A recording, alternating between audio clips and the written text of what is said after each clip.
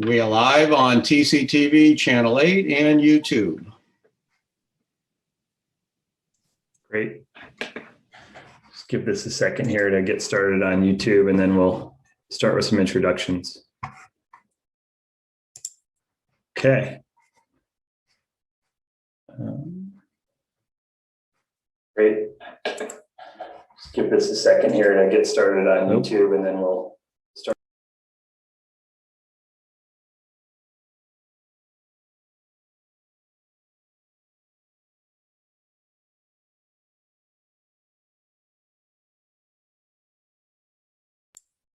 Okay, everybody, thanks for joining us this evening. This is a community meeting regarding the Baldwinville Elementary School redevelopment. I'm going to take a minute to introduce myself and my team. My name is Matt Zoller. I'm a principal of MPZ Development, and I'm co-developing this project with Capstone Communities. And I'll let folks introduce themselves. Jason, why don't you go next? Sure. Hi, good evening. My name is Jason Korb. I'm the principal of Capstone Communities. We specialize in, sorry, hopefully you can't hear the background noise. We specialize in the redevelopment of historic buildings in the scale of 40 to 60 apartments. I've been in business for a little over 10 years. And before that, I worked at a large real estate development company called Beacon Communities, where I developed over 1,000 units of housing, many of which were historic and mixed income. With me, why don't I pass it off to Jenny Tamarkin, who's my colleague. Hi, I'm Jenny Tamarkin. I work for Capstone Communities, where I'm the Director of Management and Development. I basically assist with all aspects of the development process. I'm very looking forward to working with everyone on this project. I'll go next. Hi, I'm Janice Mamayak. I'm a principal at Icon Architecture.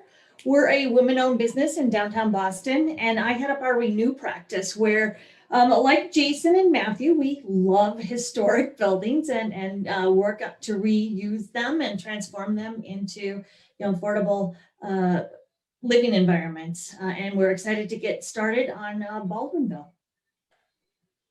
Thanks, Janice. I'm Danielle. I work with Janice at Icon Architecture in the Renew practice. Done a few historic buildings with her and very excited to get going on this one as well. Great. Thanks, everybody. So just to give the viewers at home a lay of the land, we are going to be monitoring the YouTube chat for all comments and questions related to this proposal. We are going to do a presentation that'll take approximately 30 minutes. And then post-presentation, we will be here to respond to the questions and comments. So again, please, if you have comments, put them in the YouTube chat, and we'll be monitoring the chat throughout the presentation. We won't take questions until the end of the presentation, so you get a thorough understanding of what we're presenting here in Templeton. So with that, I'm going to share my screen and my presentation. Just bear with me 1 minute.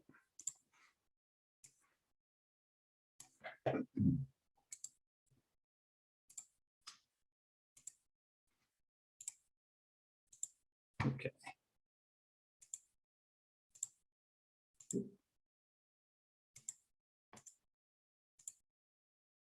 Okay. Thanks again for joining us this evening. Again, my name is Matt Zoller, principal of MPZ Development, and I'm joined by my co-development team at Capstone Communities. And here we are presenting our vision for the Baldwinville Elementary School. We proposed this back in March to the community vis-a-vis an RFP process where we were designated the developer by the town. That was a decision that was made at town meeting. We worked with the town administrator and the selection committee to get to an agreement for the redevelopment proposal and signed that up in September of this year. And then we've been working with our team at Icon and others on our due diligence for the site. And we're happy this evening to present what we've come up with and hopefully get everybody's buy-in. So here's a short agenda for tonight's presentation. we're going to give you an introduction about MPZ and Capstone and share some similar projects that we've done. We're also going to walk you through our proposal for the BES site and associated buildings. Then we're going to talk a little bit about some other comparable projects to this, so you get a sense of how this takes place in the Commonwealth. There's a lot of projects like this that happen where mixed income housing and historic preservation come together with new construction to create a new community within the municipality that we're located. And then we're going to talk a little bit about things that we've heard as we've been talking to folks in the community about what they see and their thoughts, people's thoughts about the project and some suggestions that we've heard. So let's get right into the presentation. So here's a project that was developed by Capstone Communities in Brockton. It's 25 units of mixed income housing in a historic, formerly a shoe factory. Jason, you may want to speak to this just a little bit because I don't have the particulars. Sure, yeah, this was Brockton's first brick shoe factory. If you know the history of the shoe industry in Massachusetts, Brockton and Haverhill were sort of the two shoe capitals, and this was the first brick factory. Not only were shoes made here, but it's believed that the catcher's mitt was actually invented in this building. So it has a really interesting sports history to it too. And back in 2013, we did a full historic renovation and rehabilitation to the building and converted it from a vacant, once thriving building to a mixed income development that was really well supported by the community. Great. And then another project that's 100% affordable housing in right outside of Kendall Square in Cambridge, 20 units. Jason, you might want to speak to this a little bit as well. Sure. Yeah. So this was a vacant piece of land that was intended for community use, and it sat fallow for many years. Another partner and I came in and proposed 20 apartments, mostly family. It has 16 underground garage spaces, again, heavily supported by the city of Cambridge. And we're very excited about this. This opened up in 2016, and it continues, I think, to be a prize of the community, and everybody's very, very, very proud of it. So. Great. And then lastly, the last project we'll share this evening is a project Jason and I and Jenny have collaborated on in Bridgewater, the McElwain School, which is a similar vintage to the Baldwinville Elementary School. This project consists of 57 units where we have a building that's historic in nature, the McElwain School, which will have 16 units in it. A new construction at the back of the site, a detached building, 38 units, and then a two-family home that's also part of this project. This project is slated to close later this year and get under construction. And the town of Bridgewater collaborated with Jason and myself and Jenny to make this come to fruition as a project that involved various resources.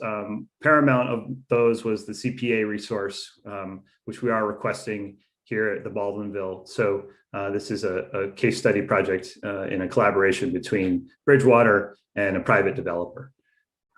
So now that we've talked about some of our background and experience, you can see here to the left is an outline of the parcels that make up the site. There are 4 parcels that we've included in the redevelopment plan. You can see coming up Cottage Street here, School Street at the bottom of the page.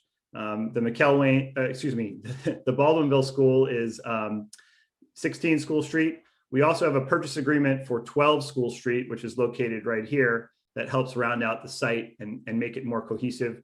We're roughly developing 3 acres of land, all included. And of the parcels that we're developing, 4 of them were included with the RFP and the disposition. You can get a sense of how to get to the site. Most of you know that as you live in Templeton. but it's off Route 202 and Route 2. Here are some existing conditions photos for you. So you can get a sense of the existing building, which I'm sure you all know very well, but wanted to bring some photography in so you can get a sense of what's there currently. The building went unoccupied as of 2019. And so it's been on, essentially on the balance sheet of the town since then. It has been winterized, but the electricity is still on. So the building sits vacant and has sat vacant for the past few years. Inside the building, just some of the classrooms, the hallway, the stairwell. So our plan considers using historic preservation, using the historic tax credit to redevelop the building. We'll preserve a lot of the interior features and the exterior features of this existing school. The hallways, all of the common areas will be preserved and maintained and will be redeveloped to the National Park Service standard, which is a very stringent standard that we have to abide by to get the tax credit. And we'll also be turning the classrooms into housing units. So that is allowed through the program in trying to save the building. A way to do that is to create housing. So we'll use the credit along with a bunch of other subsidies, including the CPA resources that we're requesting to rehabilitate the school and add to the site. Some exterior photos so you can get a sense of what we're redeveloping. Here is what was the ball field, the playing area, and then the playground behind the school. And then there's the front lawn, which we would keep. And so here is a plan of what we're proposing for the redevelopment. So the redevelopment plan is approximately 50 units of new housing. We will save what is 12 School Street currently as a single family home and repurpose it as either a unit or some operational space for the redevelopment. We have 76 parking spaces on site. You can see them located here in these two lots. And then we have the historic school building where we'll have 15 units in the school building. And then our proposal is to put an addition on the back of the school, which is set up and tucked behind the existing school building. The height of this building will be actually lower than the historic school building. And there's 35 units in this wing of the redevelopment with a new entry right here, as you can see, kind of off the Cottage Street entrance. So that's the new entry. And then we'll come back and we'll do some heavy landscaping across the site, make it beautiful, plant new trees, keep the historic trees that are there, celebrate the existing school building in many respects, and then add some open community space in the knuckle of the building, as well as a larger open space play area at the back of the site. And then we'll have a walking trail that will be open to the community for public use. That'll follow this area of the site and then back over to what was the former railroad abutment. There used to be a railroad that went across the site, as many of you know, I'm sure. And what we'd look to do is to renovate the abutment to be more of an overlook, so that a community benefit there. Again, trying to make the site as beautiful as we possibly can and preserve the historic integrity of the building and the site and make it once again a community asset. So here you could see the existing building and then a proposed rendering with the new addition towards the back of the site. Nice landscaping, the drive in, and part of the proposal will be to repave School Street. We've heard that it's in pretty rough shape and seen that ourselves. So the plan will be to repave that street as part of the redevelopment. And then some other views, the courtyard that I talked about, where we'll have the open space and the landscape, as well as plazas and whatnot for the residents' use. with some other uses to the back of the building. And then the view from Cottage Street of the existing building with the connector to the new addition, which we think the new addition plays well off the existing school, picking up some of the brick elements in the base, and then also a more modern building, but still keeping with the notes that we hear from or see from the school. So it's a tasteful addition, yet modern. So the goal with the historic preservation element of this is to keep the existing building and celebrate that, and then add something new to the site. You don't want to emulate what was previously there as historic. The goal is to have something new and different. And so that's the plan as it relates to the overall development. Now, some details about the mix that we have planned here. So again, 15 apartments in the existing school building, and then 35 apartments in the addition. Of those 50 apartments, 5 would be at market rates for the Templeton community, and then 45 of them would be targeted up to 60% of AMI. And of those 45 units, 5 will be up to 30% of AMI. And these are just to give you a sense of some of the income levels that we see here in Templeton. You know, one person making $35,880 can afford a rent of $962. So of those 45 units that we're setting aside, you know, the 40 of them will be at this income tier. And that's what you can see for a 1 bed, and then 2 people for a 2, and so on and so forth. And just to give you a sense of the family area median income for Templeton is about $70,000. So we'll have units that are affordable to a range of folks living in the community. And so we're also looking to do a local preference if approved by DHCD. That's one of the things that, you know, we need to seek, but we are confident that that could come to fruition, and we'd like to do a local preference here. So we're excited about that as an opportunity to add to the vibrancy of the redevelopment. Moving on. Matt, maybe you can explain what a local preference is. Sure. So that's folks living in the community currently. That they could be people that, you know, want to downsize from their existing home to a smaller apartment, if that's a little bit too much for them to take on. It's people working in the town. It's people working in the school system, families in the school system. It's anybody that's currently a resident and has proof of residency in the Templeton community and would like to occupy a unit here at the Baldwinville school apartments, as we're calling them.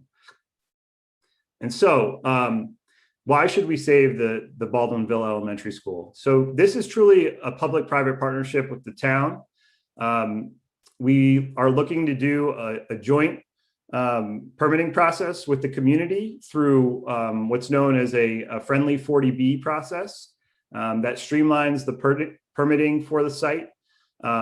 So we think that's a good way to make sure that everybody's voices get heard and we can implement elements of the redevelopment, you know, in that permitting process. So the 70% preference will be part of that permitting process. That permitting process will allow us to partner with the different organizations within the town. You know, it'll go through the zoning board.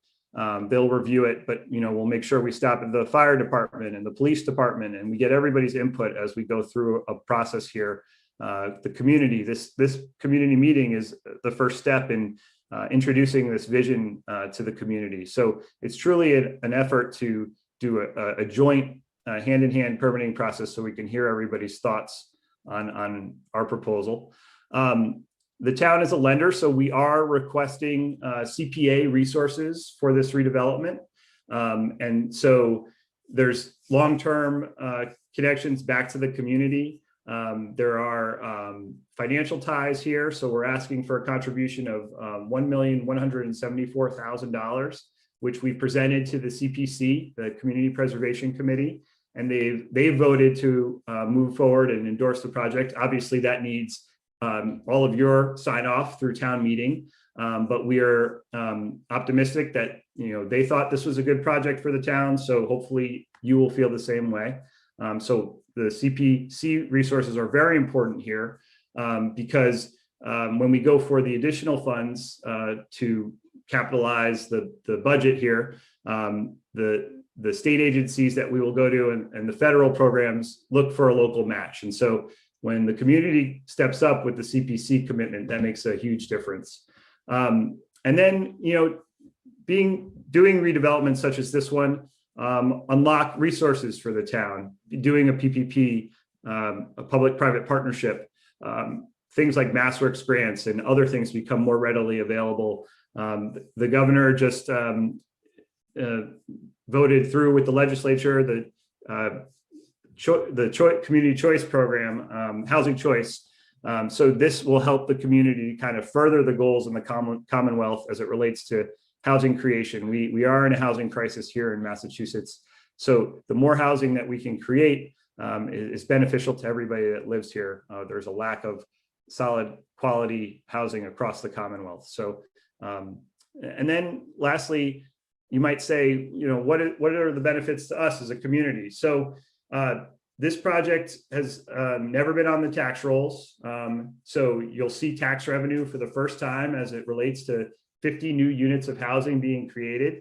And there's various fees associated with that. So that's $100,000 in revenue to the town, $200,000 in building permit fees and connection fees. That comes with the investment we're going to make here, the $20 million plus investment. And then there's a purchase price that we've agreed upon with the town of $500,000. So when we close on the transaction, which will happen in a few years, that will be a payment made to the town as a result of the redevelopment plan. And so I talked a little bit about the CPC and how important that was. And, this project essentially checks all of the 3 boxes that are part of the CPC's mission. We'll preserve the historic building, which is an asset to the community short and long term. We will create open space. We talked a little bit about the landscaping and the improvements to the site. We're also planning the trail, the walking trail around the back. There's active and passive spaces. There will be a new playground here for the neighborhood and for the community living at the BES, the new 50 units. And then we're creating affordable housing. And so I think what's interesting is there's not a whole lot of rental housing in the community. And so this is an opportunity for folks to have another choice. 70% of the homes in Templeton are for purchase. So this gives you more options as it relates to, if you're on a fixed income and you want to move, but you want to stay in town, you have a place that you can rent. And so that this is an opportunity for folks to have another option within the community.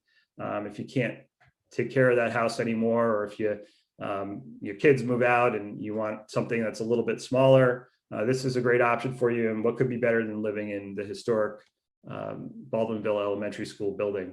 And so through our research and looking at census data, it appears that 53% of households in Templeton would qualify for the income restricted units here, which is a good amount. And there are also 5 market rate unrestricted units here as well. So everybody has an option as it relates to the building program. And so this is a little bit about Jason and I and our long-term commitment to the community. We see this as something that's an extension of what we do, and how we view housing. We wouldn't ever build anything that we wouldn't want to live in ourselves. So our developments are of the highest quality, and there's community benefits to these developments. One of which is this public trail that goes around the back of the building that I described to the overlook. That's something that we'll be adding. We're going to commit to repaving School Street. I mentioned that earlier. And Jason and I are committed to this over the long haul. We have a requirement of long-term ownership here. We have outstanding guarantees to build this investment and get our investors and lenders to commit to putting $20 million into this site redevelopment. and we're going to be there for the long term. So we want to become part of your community, and this is the first step in doing that, having this community meeting so we can get your input. So just a little bit of background about other types of projects. These are some other school rehabs that have taken place across the Commonwealth. So the Wilber School in Sharon is one that Beacon Communities did a number of years ago. To give you a sense of it, the building was dilapidated, it was in disrepair, it needed significant improvement. And so the town stepped up and partnered with the developer and committed monies for cleanup of the building, but also CPA resources. This was a significant project back when it was done a number of years ago. And it created 76 units that were very much needed. Another one is the Cottage School in Bourne. And I believe this is an Icon project as well. Janice, you can confirm that. But this was a 58 unit school that was rehabbed on the Cape, and it used various resources.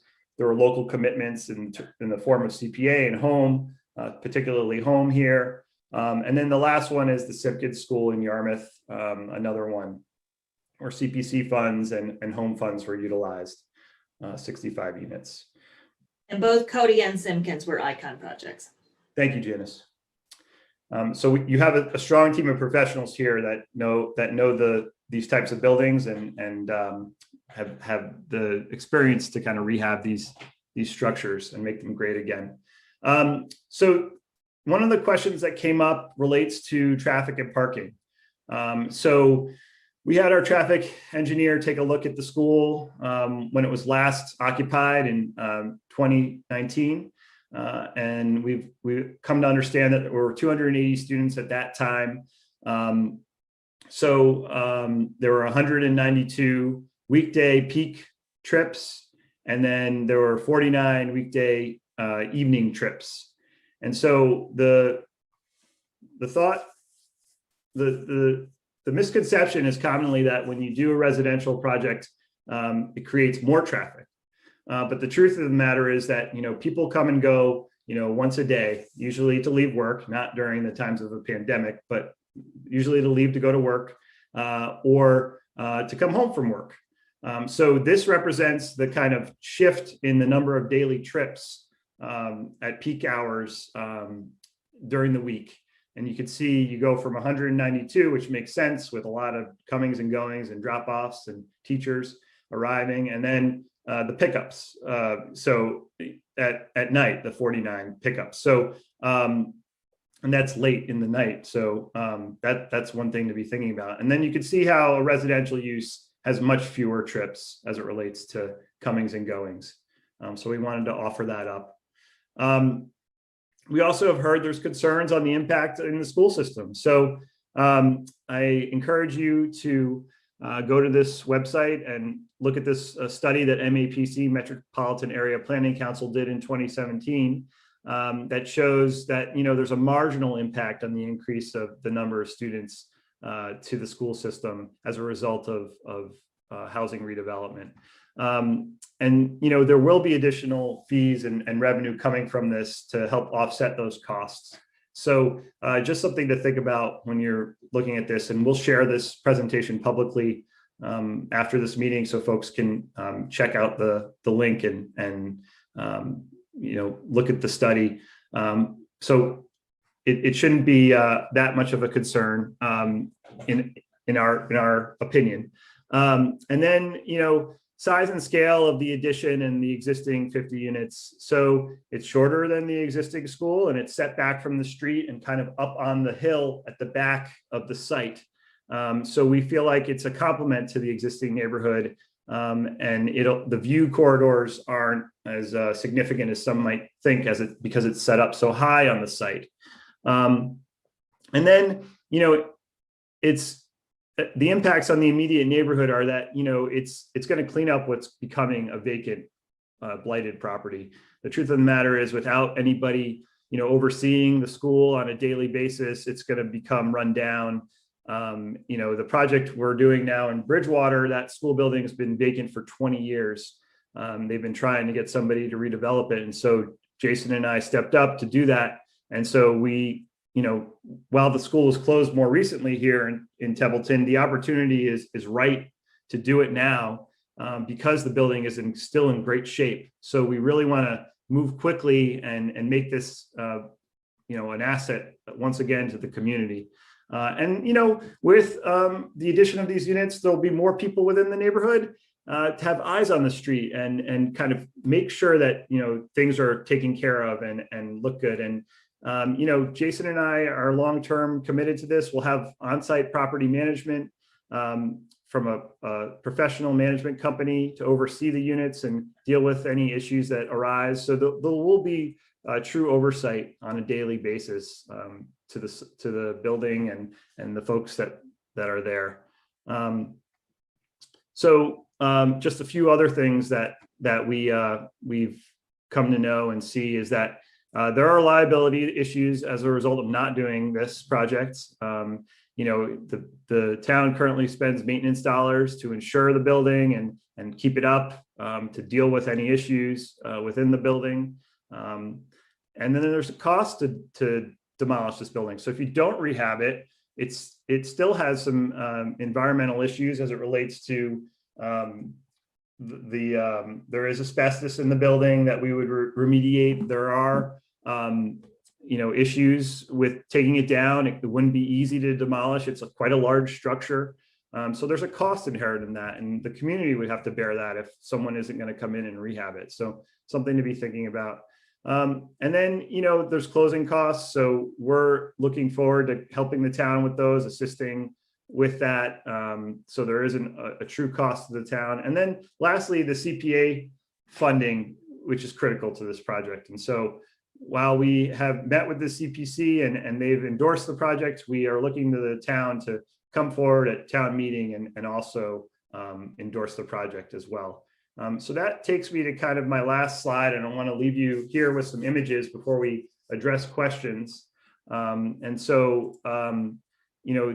This is my contact info. This is Jason's contact info. These are some of the renderings that we've created with the help of Icon Architecture, and we're excited to move the project forward. So with that, I think it's time to turn to the chat, and Jenny has been looking at that, and so we're going to field your questions as they've come up. Yes, thank you, Matt. We do have a few questions in the chat, so I'm just going to start, in the order that they were received. The first question, will there be any landscaping / fencing to ensure the privacy of current abutters? So as described, there will be significant landscape and buffering improvements to this redevelopment.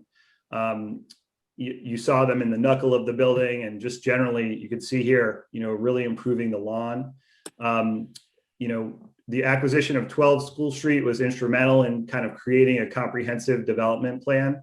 And so all of the development is kind of sitting back up top here in the back of the site, the new construction, I should say.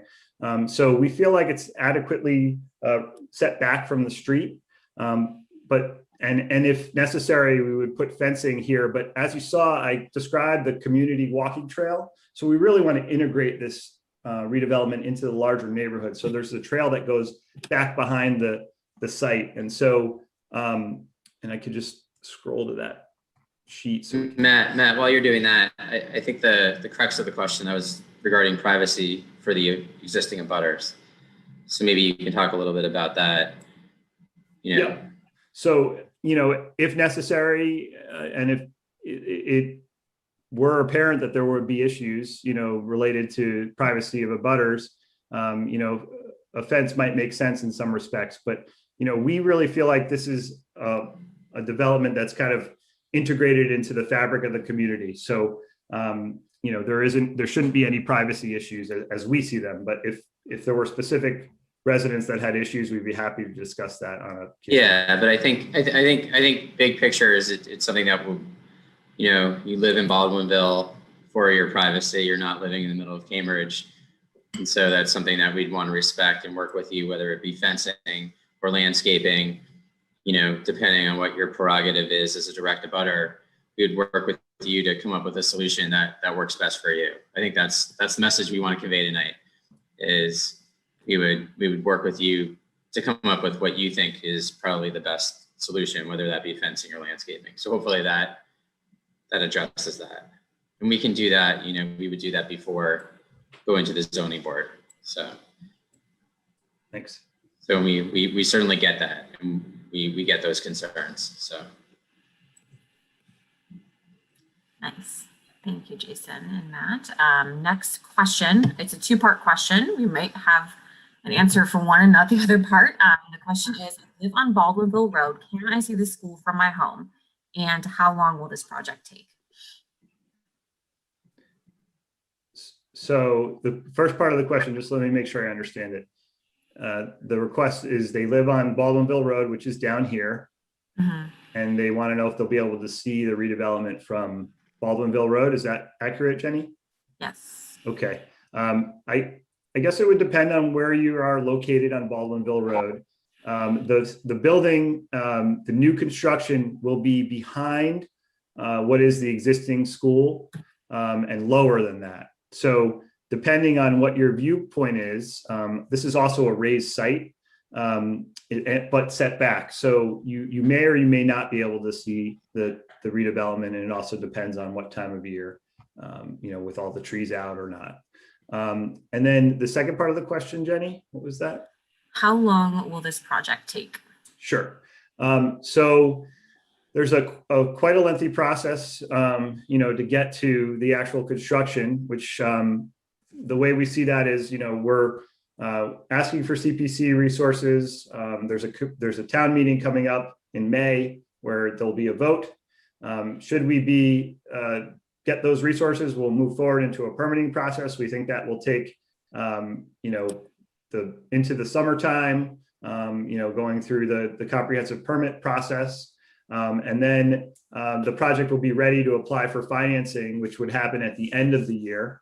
And then it would go into a process where it takes about at least a year to get awarded financing. Some of these projects take a little bit longer than that, but the annual funding round opens up once a year.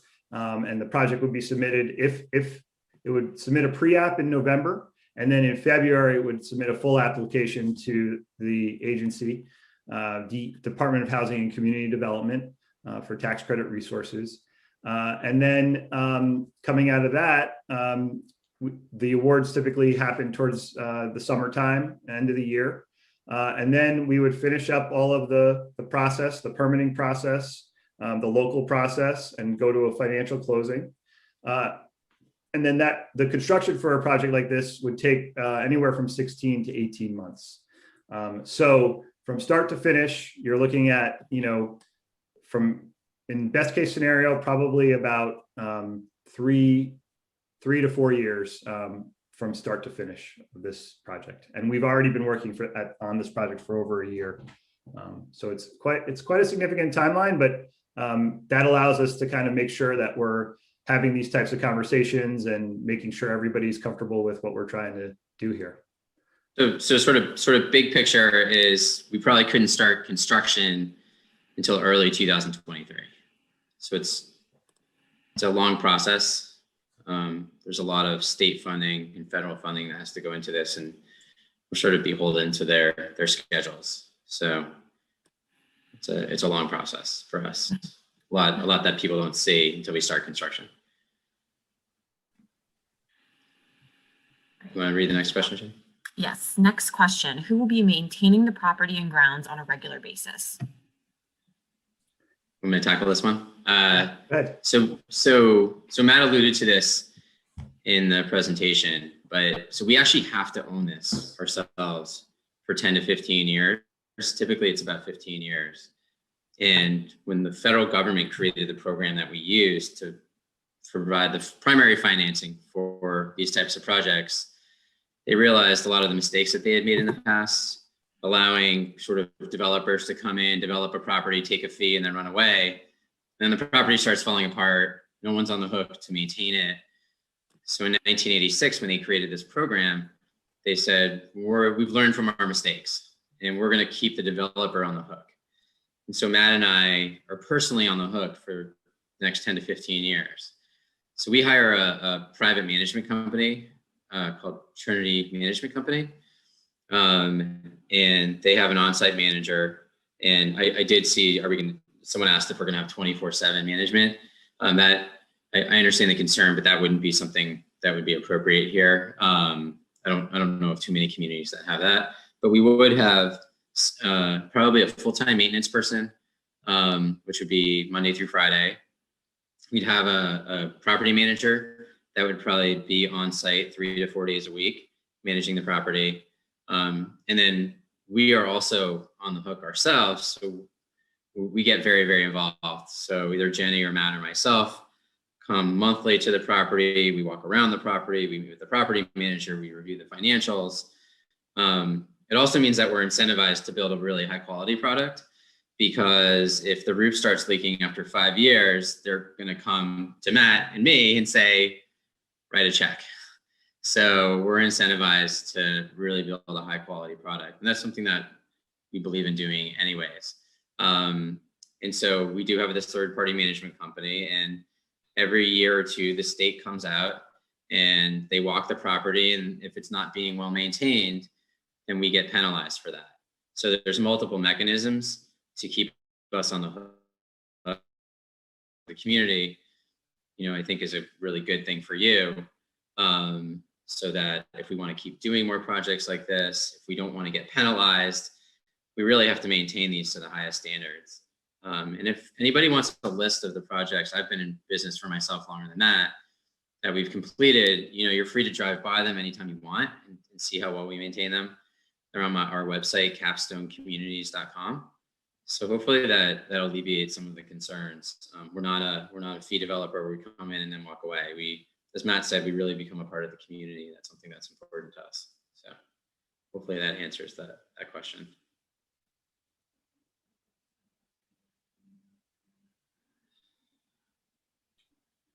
Jenny, you're muted.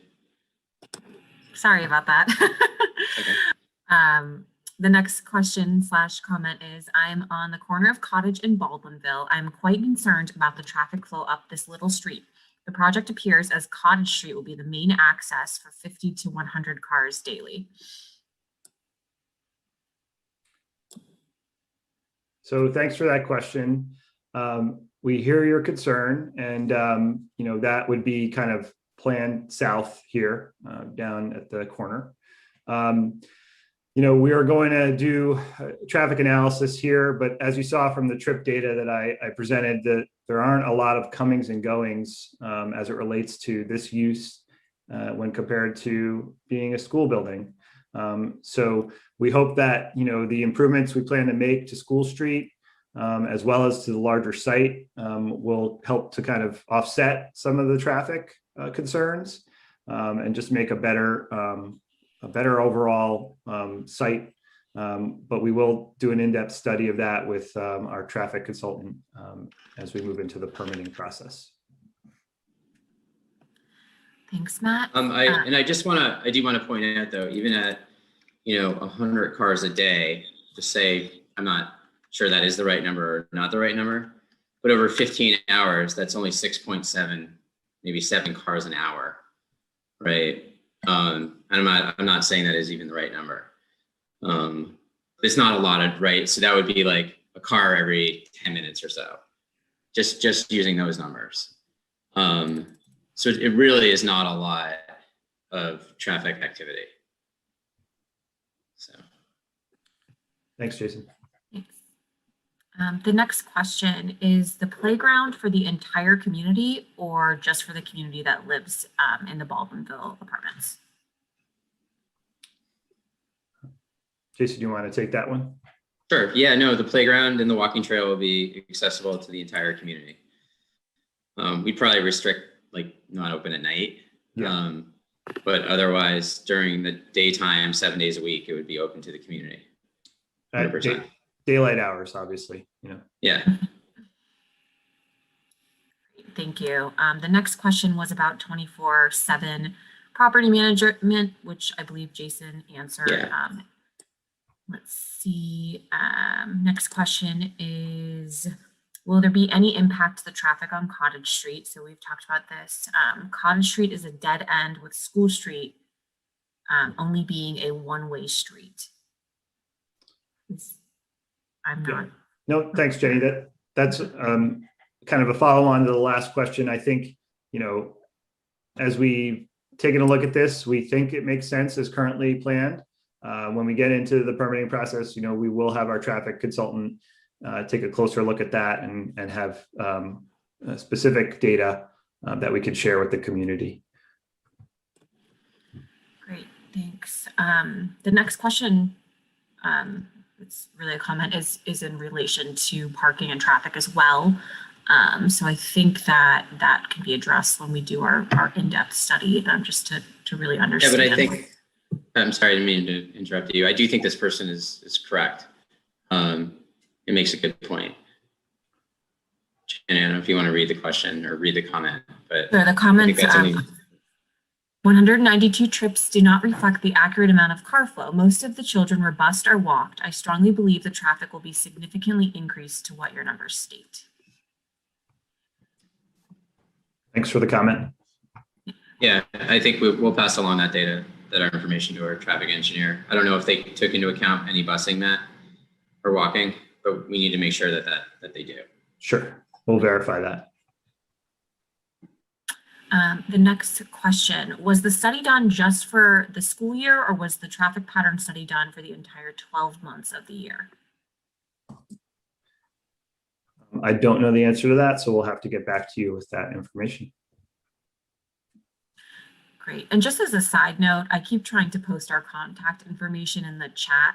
For some reason, YouTube is blocking it.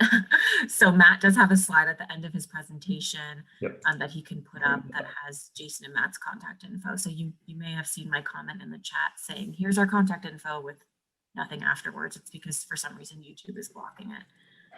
Sorry about that. The next question, is it possible to block off Cottage Street, make it into a total dead end and make the only entrance at the bottom of School Street?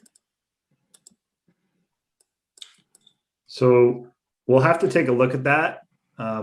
Just going back to the site plan, we spent a lot of time with the team and in communication with some of the abutters in the town, trying to really configure the site.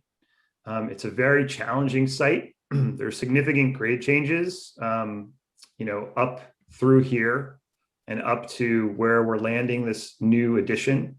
And so it makes it a challenge to kind of make the site work as it relates to fire truck access, vehicular access, and then pedestrian access.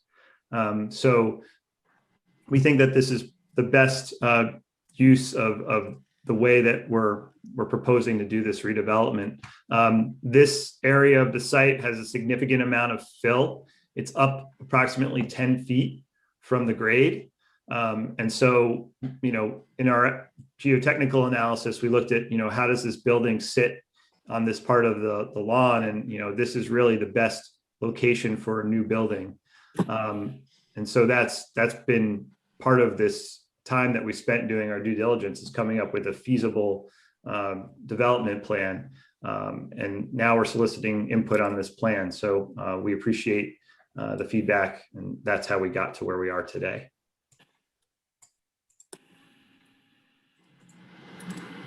Thanks. Someone else in the chat said, good work.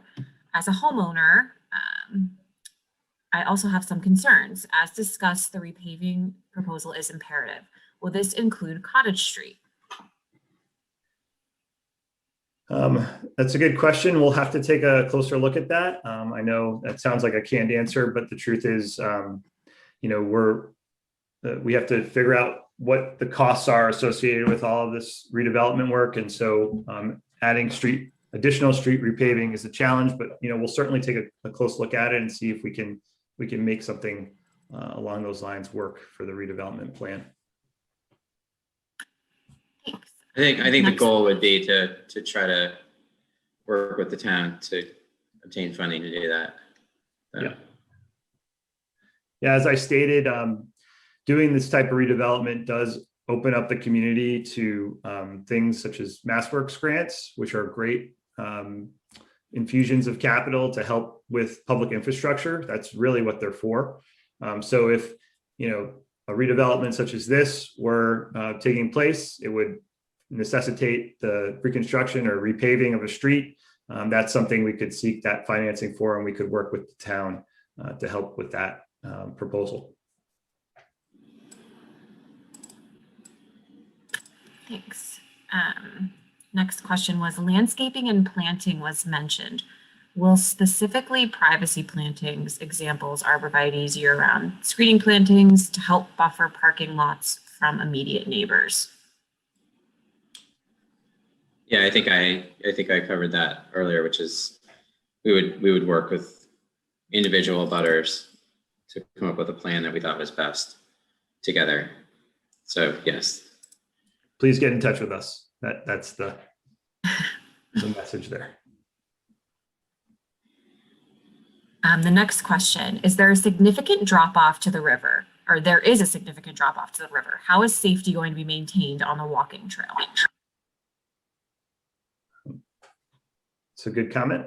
We'll have to take a look at that as we kind of refine the plan. If there's some fencing needed there, we'll certainly put that in place. Safety is our first concern. So that's a good point, and we'll definitely take a look at that. Well, I think the walking trail would have to be continued. So there will be, where it drops off, it will be fenced off until the town comes up with a plan to continue the walking trail beyond our property. So I think in the short term, it's making sure that we have adequate fencing, and then once the town comes up with a plan to cross the river with the trail, then that would be addressed at that time. I did want to say, someone did say traffic alone will cause issues with privacy. Matt, can you go back to the site plan again? Sure. I just want to point something out, because someone also does say later, even 7 additional cars. By the way, I was just using that number as an example because someone threw that out. I did the math, but Matt, if you can back up. Which plan do you need, Jason? The site plan, the landscape plan. Yeah. So if you take a look, there's in essence 2/3 separate parking lots. You can see the one on the left where 12 School Street is. If you want to just indicate where that is, Matt. Yep. Can you see my cursor? That's assuming we're making some assumptions, right? So if there are in fact 100 cars a day and they travel over the course of 15 or 16 hours, that's what I divided it by, which results in 7 additional car trips per hour. My guess is not all of them are going to be going down Cottage anyways, right? So we have a large parking lot, which has more than 50% of the spaces, which is on School Street. So you'd even if you just play that out with those numbers, you'd only be talking about 2 or 3 additional cars on Cottage, right? I just want to point that out, that they're not all going to go down Cottage either, right? So, Thanks. Yeah. Good point. Thank you. The next question is, will the project be bonded during construction? Yeah, so the contractor will have what's called a payment, performance, and statutory lien bond. So that has to do, it's a little bit different than public bonding in like a public street. So that basically guarantees that if the contractor doesn't pay its subcontractors or doesn't complete the project, we will have a bond for all of that. It's a little bit different than the type of bond that is provided to a municipality where you work in public streets, but we consider the project bonded because we have those things. When you're on private land, it's a little bit different. You have those types of bonds. Great. Thanks, Jason. The next question is, what about noise control and consideration for the neighbors during building construction? It says the building duration. Building duration. Yeah, so during construction, we're honest people. It's going to be loud at times. It's really unavoidable. It's usually about the first half of construction. So like the first 8 to 9 months when framing is going up and the building is being, constructed. We do obviously follow any sort of construction hours required by the town. Different towns have different hours. So usually it's no work on Sundays or holidays. Saturdays usually start later in the day. And then when the building is up and running, it's actually really quiet. It's not like a office building with large HVAC equipment on the rooftop. Again, a great example would be to drive by any of our buildings, any of the buildings that Matt showed today. They're not owned by us too. Some of the schools, I know they're not super close. Maybe we can find one that's closer. All the technology now is like very, very quiet. And then we also have to follow the acoustical code, which requires, noise can't be transmitted at the property line any louder than a certain number of decibels. So, Janice, I don't know if you have anything to add to that too. That's where we work very closely with the selected general contractor as well to work through a construction management plan that will be approved by the town, as well as, our teams to work through those acoustic concerns, as well as just being that community liaison. So whatever comes up, we want to have our contractors be, eyes and ears out there and communicating with you all to understand what's coming up and what might be changes in your daily lives, whether it's traffic flow or deliveries or what have you. I would also say pest control is really important. We deal with that a lot. We're pretty experienced with it. So that's something that we're really on top of. And then as well, dust control is also very important during construction, making sure that dust doesn't leave the site. We take a number of mitigation measures to deal with all of that. So, okay. Great, thanks. Next question is, will there be on-site security? So most security now for residential complexes such as these are done through cameras, both interior and exterior cameras that record to a cloud, which works really, really well as a deterrent for doing anything because people know that they're going to be caught on camera. So we have cameras pretty much everywhere on the interior and exterior, which includes little crevices and places like that. I'd also add that, there will be site lighting. It will be dark sky compliant, so not bright lighting, but lighting across the site.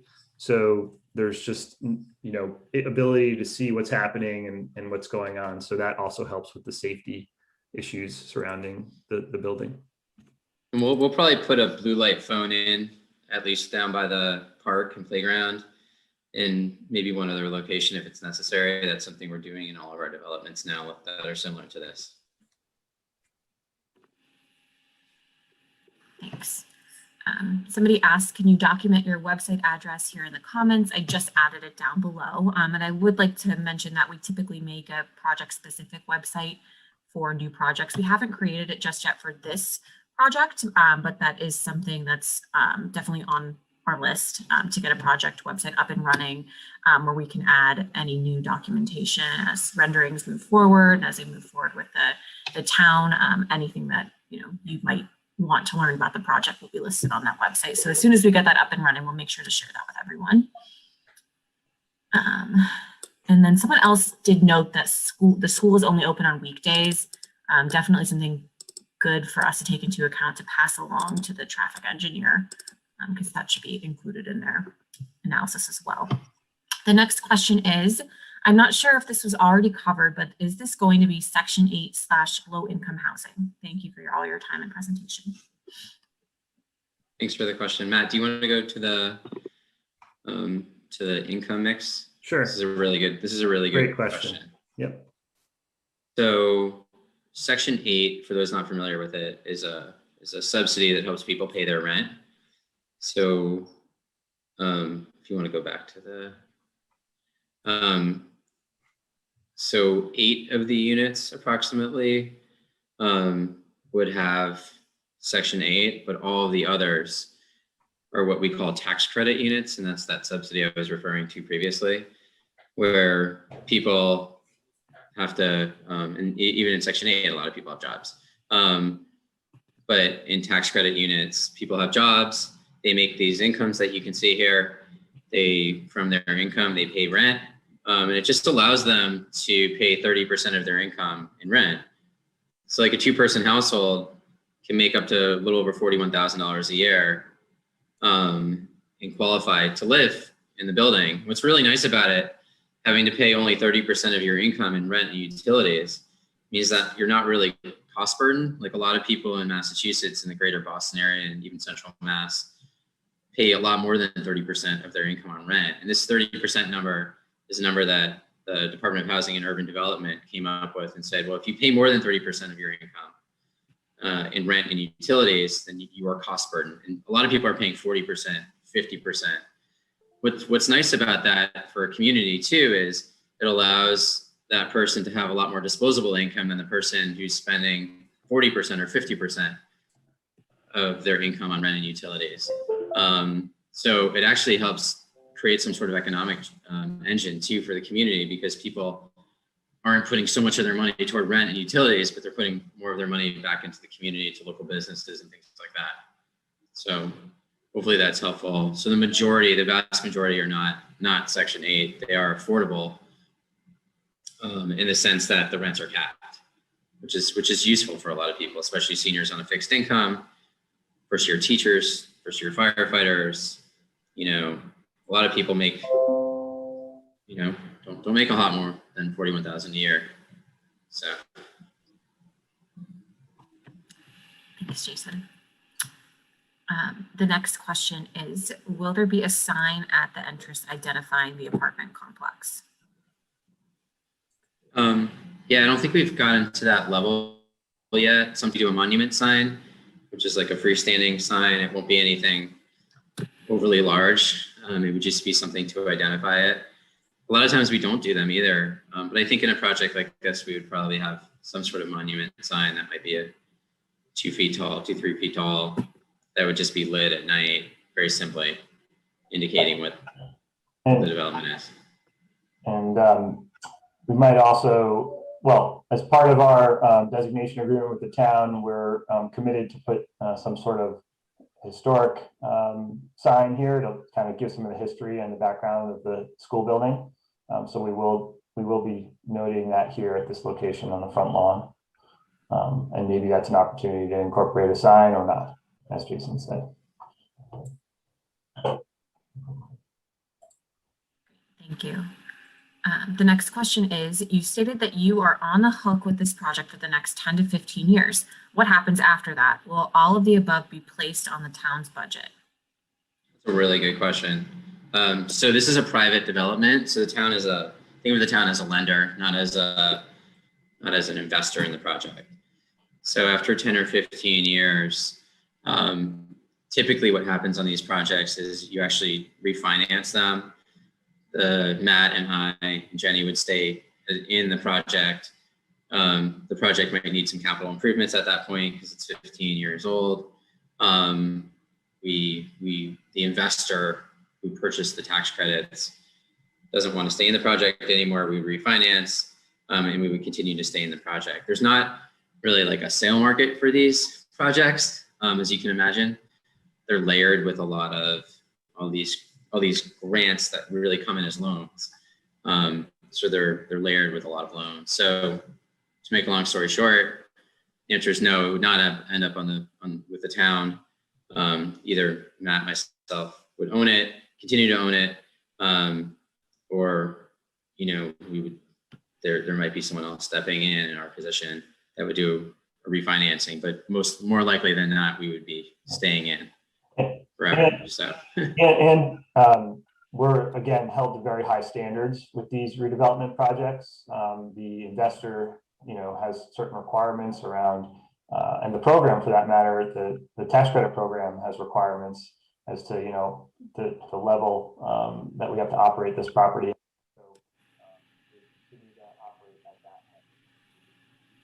Matt, we can't hear you. I don't know if that. Yeah, that happened. I'm getting that same thing. Okay.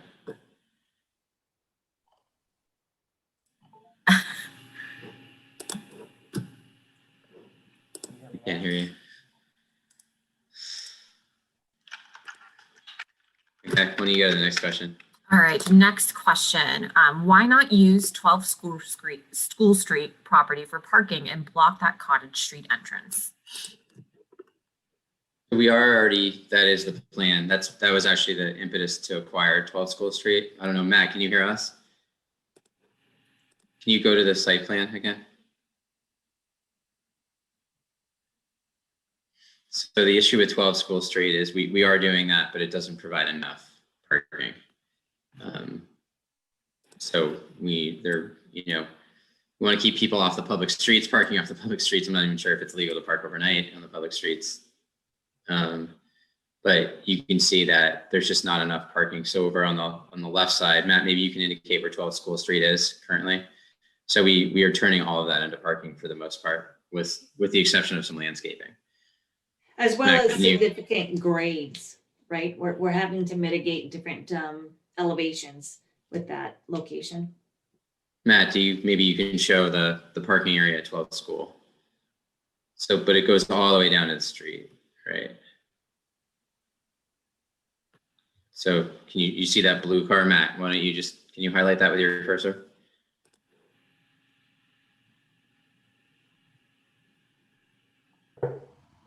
It goes all the way up and it goes all the way down, right? So by acquiring 12 School Street too, there's an easement, meaning a right of access for 12 School across our property. So that by acquiring that property, it opens up all of this for parking.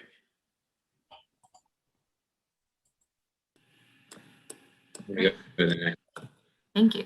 Next question. What happens when folks come to walk these trails / use the playground? Will there be parking for the public, or will Cottage Street become the parking lot? That's a great question. And I think we need to spend a little bit more time thinking about that. I think what we're doing in another development in Bridgewater right now is designating short-term parking. We actually are doing a playground at another development, is designated short-term parking during the day for some of those spaces off of Cottage Street. So that's a really great question. Something I think we need to spend a little more time thinking about. Great, thanks. Can you guys Next hear me? question. Sorry. Can you hear me now?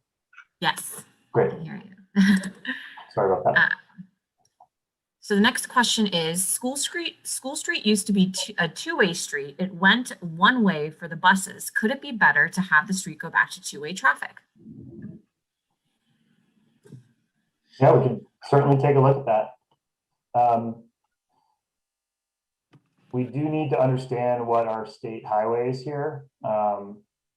This may be, which has an effect on our ability to do some things. But we'll certainly take a look at making School Street two ways, if that makes sense. Yeah, it's a great idea. Thanks. The next question is, will there be elevators in the building to accommodate handicapped elderly who may want to live there? Sure. Yeah, I mentioned that earlier, but let me tell you again. So there will be a new elevator in this, what we call a connector to the new building, and that'll service both the existing historic building as well as the new construction and make it fully accessible. That's one of the benefits of doing these types of redevelopments. You get to take the school building, which currently isn't accessible, and make it accessible by adding elevator access. Great, thanks. Somebody asked, School Street is one way. The answer to that is yes, currently it is.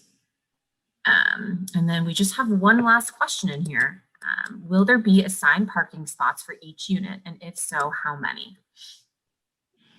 So they won't be assigned, but everybody will get a sticker, and we'll hire a local towing company to patrol the site. And so if people don't have stickers, they will get towed. We probably will have some sort of guest parking arrangement as well that we'll have to work on. That would probably be down in the School Street lot. But we usually don't assign parking spaces, just use a sticker approach where you have an annual sticker. That's what most complexes do. And then usually you give a 2-bed, 2 parking spaces, a 1-bed, 1 parking space, and a 3-bed, 2 parking spaces.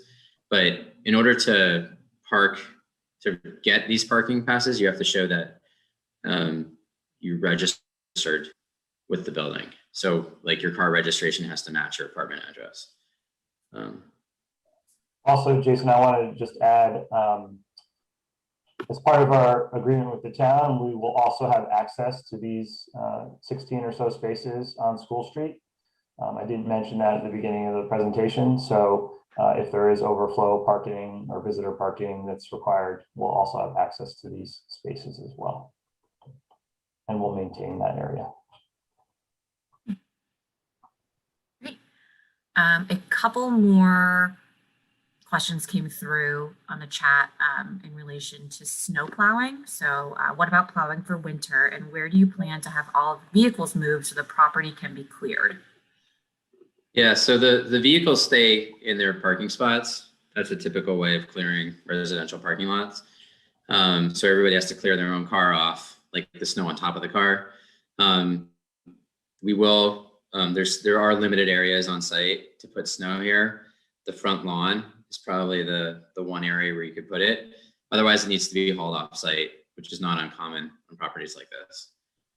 The Department of Environmental Protection governs the removal of snow offsite. So, and just so you know, so we wouldn't be using town resources for snow removal. It would all be private.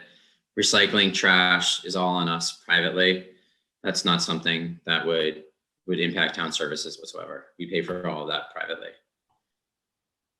The other thing I would say is that all of the apartments, for the most part, will be adaptable, accessible to different levels.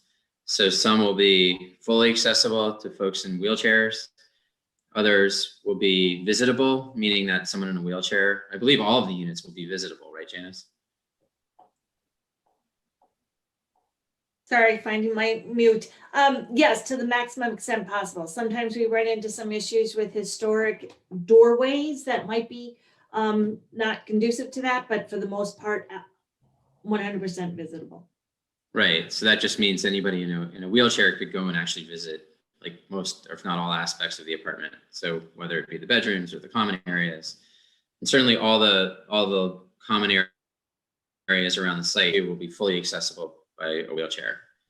So really provides an opportunity for a lot of folks in town who really can't maintain that single family home to live here, which is desperately needed. And I wouldn't undermine too the fact that it will be really high quality too. So a lot of the housing stock currently is a lot older, and this is going to be really nice new housing stock.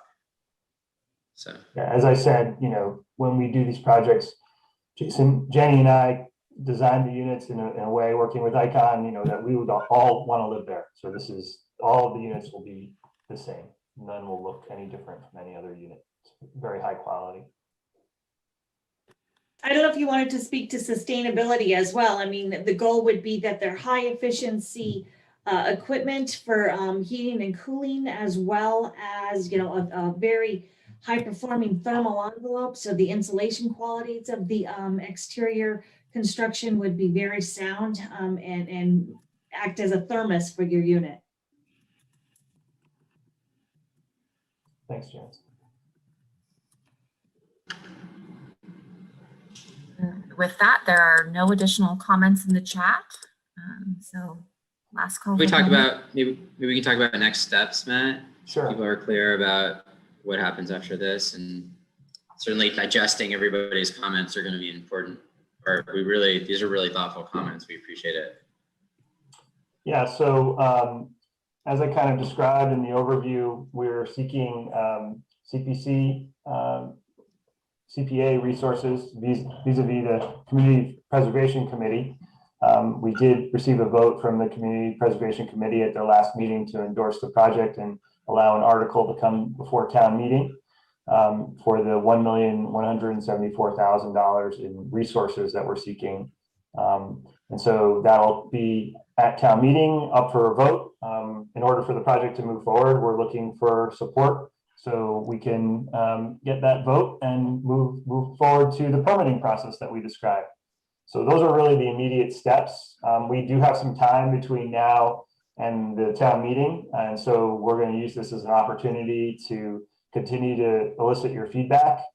We got a really great amount of feedback this evening. We have a lot of things to consider here. I think some of these suggestions are great ones. I think they're all helpful. all the comments are helpful. And that's what we're looking to do here, is to create a process where we're listening to you and coming back to you with more information as we move through this. Town meeting is the next stop for this project. We hope you all support it. And if you have any questions, again, please get in touch with myself or Jason directly. Our phone numbers and email addresses are on this slide. And we'll also talk to the town about getting this presentation distributed and any additional information that we have. So if you have questions, you can come to us.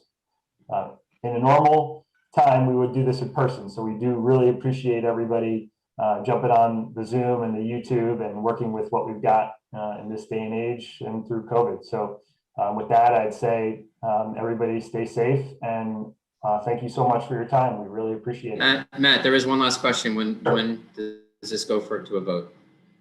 I believe the date of the meeting is May 15th. But I need to verify that information, which we can do. But I believe that is the date. So it would be, it's at a town meeting. It's at the next town meeting. It's at the next town meeting, correct? Yeah, and this is a crucial step. Without community preservation funds, the project could not move forward. So excuse me, the town meeting is May 12th. May 12th. Great. I think that's it. everyone. Thank you.